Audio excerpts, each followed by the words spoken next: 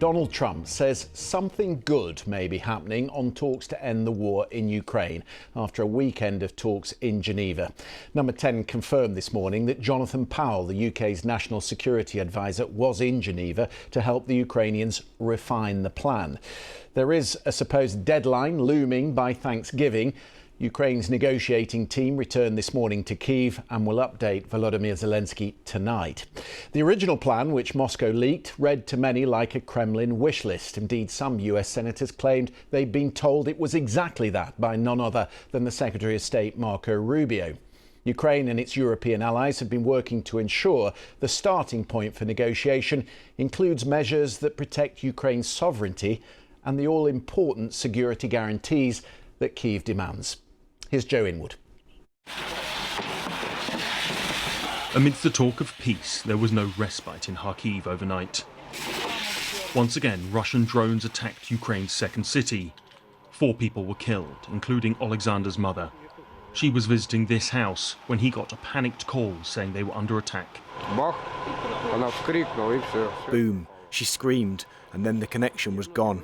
I ran here as fast as I could, and that's it. We found her.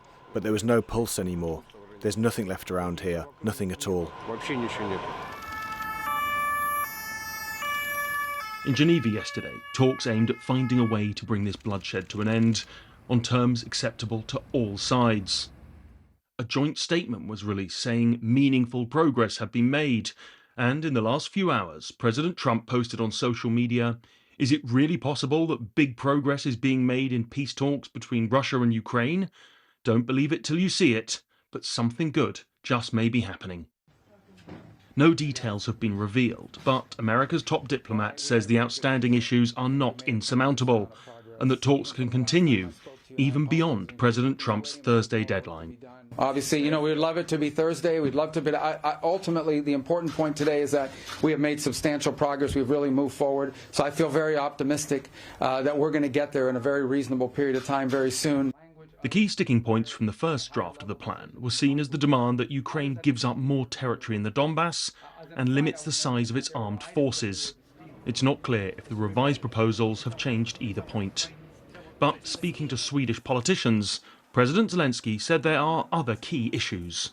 We've managed to keep extremely sensitive points on the table, including the full release of all Ukrainian prisoners of war under the all for all formula, and civilians, and the complete return of Ukrainian children abducted by Russia.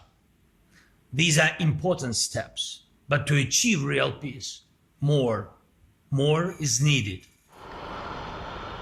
As ever, a peace deal will have to be acceptable to both sides.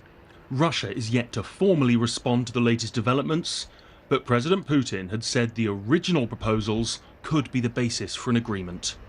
Well, there have been lots of very optimistic communiques overnight. It looks as if they've gone well.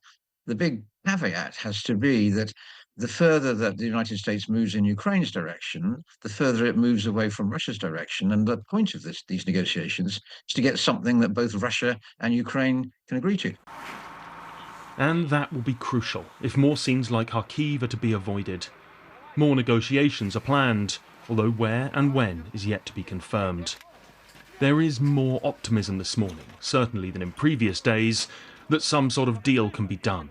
But it is still a long way away and will come too late for some. Joe Inwood, BBC News.